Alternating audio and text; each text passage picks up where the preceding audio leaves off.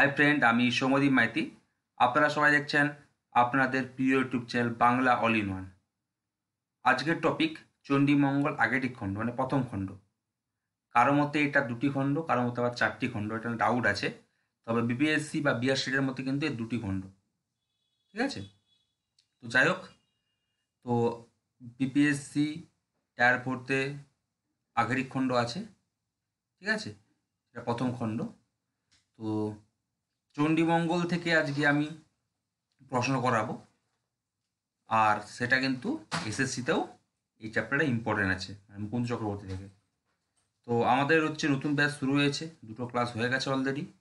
একসঙ্গে করলে 2 মাসের কোর্স 1000 টাকা দিলেই আপনারা জয়েন করে যাবেন। 2 মাসের কোর্স, ঠিক আছে।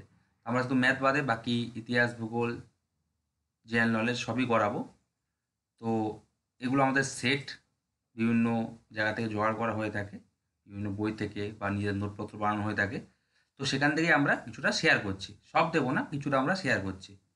তো যারা জয়েন হতে চান, আমার নিচে দেওয়া ডেসক্রিপশান বক্সে আমার নাম্বার থাকবে, 6290377134। এই নাম্বারে ফোন করবেন, অথবা 8768830230 নাম্বারে হোয়াটসঅ্যাপ করবেন। আমাদের ক্লাস কিন্তু অলরেডি শুরু হয়ে গেছে, 30 জন আপাতত জয়েন করেছে। তো চলুন, যারা বিপিএসসি পড়তে যান আমার নাম্বার যোগাযোগ করে নেবেন। আর এগুলো কিন্তু এসএলএসটি বা মাদ্রাসা ছাত্ররাও কিন্তু ফলো করুন, কারণ এটাও কিন্তু ইম্পর্টেন্ট চ্যাপ্টার, যেটা আমাদের সিলেবাসে আছে, এসএলএসটি বা মাদ্রাসা সিলেবাসে। দেখুন, আজকে ফার্স্ট প্রশ্ন, মঙ্গল কাব্যের মধ্যে শ্রেষ্ঠ কাব্য কোনটি? তো যিনি এই বইটা লিখেছেন তিনি বলেছেন চণ্ডীমঙ্গল, আর বিভিন্ন স্যারগুলো বলতেন মনসামঙ্গল। তবে বেশিরভাগ নেক্সটের স্যার কিন্তু চণ্ডীমঙ্গলটাকে গুরুত্ব দিচ্ছেন। তবে এটা ডাউট আছে, এই ধরনের প্রশ্ন কিন্তু আমরা বইতে দিই না। যেহেতু লেখক তার বইটাতে চণ্ডীমঙ্গল বলেছেন, তো আপনারা সবাই চণ্ডীমঙ্গলটাই করবেন, কারণ এদিকে পাল্লাটা ভারী আছে, ঠিক আছে। তো মঙ্গল কাব্যের মধ্যে শ্রেষ্ঠ কাব্য চণ্ডীমঙ্গল, কিন্তু মনসামঙ্গলও কিন্তু আছে 60-40, ঠিক আছে। তারপর দেখুন 2 নম্বর প্রশ্ন, ফুল্লরার চরিত্রটি পাওয়া যায় কোন কাব্যে? যেহেতু আমরা চণ্ডীমঙ্গল পড়ছি, তাই ফুল্লরার চরিত্রটি পাওয়া যায় চণ্ডীমঙ্গল কাব্যে। 3 নম্বর প্রশ্ন, মুরারিশীল চরিত্রটি কোন মঙ্গল কাব্যে পাওয়া যায়? সেটাও কিন্তু উত্তর অপশন ঘ, চণ্ডীমঙ্গল কাব্যে। তারপর দেখুন 4 নম্বর প্রশ্ন, দ্বিজ মাধব রচিত গ্রন্থটির নাম কি? সেটা হচ্ছে অপশন খ, সারদা চরিত। 5 নম্বর প্রশ্ন, ধনপতির পুত্রের নাম কি? উত্তর হচ্ছে অপশন ক, শ্রীমন্ত। 6 নম্বর প্রশ্ন, তা দুর্বল আছে, লেখক কিন্তু দুর্বল হবে, ঠিক আছে। দুর্বলা দাসীর চরিত্রটি কোন মঙ্গল কাব্যে আছে? সেটা আমাদের বইতেও আছে এগুলো। উত্তর হচ্ছে অপশন ক, চণ্ডীমঙ্গল কাব্যে। চরিত্রগুলো কিন্তু ইম্পর্টেন্ট আছে, মনে রাখবে। আচ্ছা, 7 নম্বর প্রশ্ন, চণ্ডীমঙ্গল কাব্যের সর্বশ্রেষ্ঠ কবির নাম কি? সবাই জানেন, অপশন ক, মুকুন্দ বা মুকুন্দরাম চক্রবর্তী। 8 নম্বর প্রশ্ন, মুকুন্দরাম কোন শতকের শেষ দিকে চণ্ডীমঙ্গল রচনা করেছেন? তিনি হচ্ছে 16 শতাব্দীর কবি, তাই অপশন গ, 16 শতকের শেষ দিকে তিনি চণ্ডীমঙ্গল কাব্য রচনা করেছেন। 9 নম্বর প্রশ্ন, দেবী চণ্ডী কালকেতুর সামনে কিসের মূর্তি ধারণ করে? উত্তর হচ্ছে অপশন ঘ, গোসাপের মূর্তি। 10 নম্বর প্রশ্ন, ধনপতির দ্বিতীয় স্ত্রীর নাম কি? দিদার মামুন শরীফের কথা কোন মঙ্গল কাব্যে আছে? উত্তর হচ্ছে অপশন গ, চণ্ডীমঙ্গল কাব্য। এখান থেকে বিস্তারিত পড়তে চাইলে আমাদের বই আছে, বাংলা সাহিত্যের ইতিহাস, প্রাচীন মধ্যযুগ, সেগুলো কিনে নেবেন। আর যদি বিপিএসসি পড়তে চান তো আমাদের এই বই থেকে ফলো করবেন, মানে এই নোটপত্র থেকে, এখানে আমার সবই দেওয়া আছে। 12 নম্বর প্রশ্ন, চণ্ডীমঙ্গল কাব্যের প্রধান পুরুষ চরিত্রের নাম কি? উত্তর হচ্ছে অপশন গ, কালকেতু। প্রধান পুরুষ চরিত্র বলছে, তো এখানে হচ্ছে যেহেতু আকেটি খণ্ডের কথা হচ্ছে, তাই কালকেতু হবে। এখানে উল্লেখ করা দেওয়া উচিত, চণ্ডীমঙ্গল কাব্যের আখেটিক খণ্ডের প্রধান পুরুষ চরিত্রের নাম কি? সেটা হচ্ছে কালকেতু, ঠিক আছে। বণিক খণ্ডের হলে ধনপতি সদাগর, ঠিক আছে। যেহেতু হচ্ছে বণিক খণ্ডের নেই, তাই এটা কিন্তু কালকেতু হবে।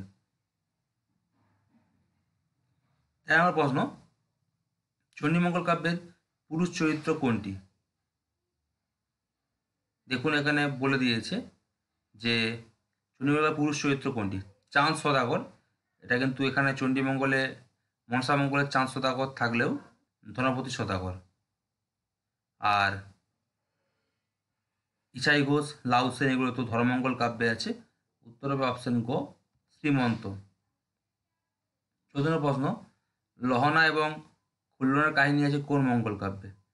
তো লহনা এবং খুল্লনা এটা হচ্ছে অপশন খ, চণ্ডীমঙ্গল কাব্যে। পরের প্রশ্ন, চণ্ডীমঙ্গল কাব্যের একটি খল চরিত্রের নাম কি? উত্তর হচ্ছে অপশন খ, ভাঁড়ু দত্ত। 16 প্রশ্ন, মূলত শিকারের দেবী রূপে উপজাতিদের মধ্যে পূজিত হতেন কোন দেবী? উত্তর হচ্ছে অপশন ক, চণ্ডী দেবী হচ্ছে শিকারের দেবী। 17 প্রশ্ন, ফুল্লরা 12 মাস চায় মধুর মাস কোনটি? উত্তর হচ্ছে অপশন ক, চৈত্র মাস। 18 প্রশ্ন, চণ্ডী কালকেতুকে কি বার চণ্ডীর পুজো করার নির্দেশ দেন? উত্তর হচ্ছে অপশন খ, মঙ্গলবার। 19 প্রশ্ন, কালকেতুর এবং ফুল্লরা পুত্রের নাম কি? উত্তর হচ্ছে অপশন খ, পুষ্পকেতু। 20 প্রশ্ন খুবই গুরুত্বপূর্ণ, এ যুগে জন্মগ্রহণ করিলে তিনি যে কবি না হইয়া একজন ঔপন্যাসিক হইতেন তাতে বিন্দুমাত্র সংশয় নেই। মন্তব্যটি কি করেছিলেন? উত্তর হচ্ছে অপশন ক, শ্রীকুমার বন্দ্যোপাধ্যায়, তার বাংলা সাহিত্যের বিকাশের ধারা গ্রন্থের প্রথম খণ্ডে। 21 প্রশ্ন, কালকেতু দেবী প্রদত্ত অঙ্গুলি কত টাকার বিনিময়ে মুরারি সেলকে বিক্রয় করেন? উত্তর হচ্ছে অপশন ঘ, 7 কোটি। তো এই হচ্ছে এমসিকিউ প্রশ্ন, যারা এমসিকিউ পড়তে ভালোবাসেন তারা তো এখান থেকে পেয়ে গেছেন। তাছাড়া এখানেই শেষ নয়, বহু প্রশ্ন আরও দেওয়া হয়েছে। চণ্ডীমঙ্গল কাব্য কবে রচিত হয়, চৈত্র পরবর্তী যুগে চণ্ডীমঙ্গল কাব্যের প্রকৃত নাম কি, সেটা হচ্ছে অভয়ামঙ্গল, এর আদি কবি কে মানিক দত্ত, শ্রেষ্ঠ কবি কে মুকুল চক্রবর্তী, এবং বহু তথ্য আছে। এই ধরনের প্রশ্ন কিন্তু বহু আছে, তো আমরা কিন্তু সেটা এখানে দেব না। এখানে কিন্তু লেখক দুটো খণ্ডই বলেছেন, আক্ষেত্রিক খণ্ড আর বণিক খণ্ড। হ্যাঁ, 2 পেজ এমসিকিউ যারা পড়তে পারছেন পড়েছেন আমাদের, মানে এখানে 6 পেজ আছে, অনেক প্রশ্ন আছে, আরও 6 পেজ 8 পেজ প্রশ্ন আছে, এগুলো স্পেশাল প্রশ্ন। হ্যাঁ, এইগুলো কিন্তু পড়লেই কিন্তু বিপিএসসি এর মধ্যে কমন চলে আসে, বাইরে আসবে না। তো যারা বিপিএসসি পড়তে চান আমাদের ওই নাম্বারে কল করবেন, ডেসক্রিপশন বক্সে দেওয়া নাম্বারে। সবাই ভালো থাকবেন, শুভরাত্রি।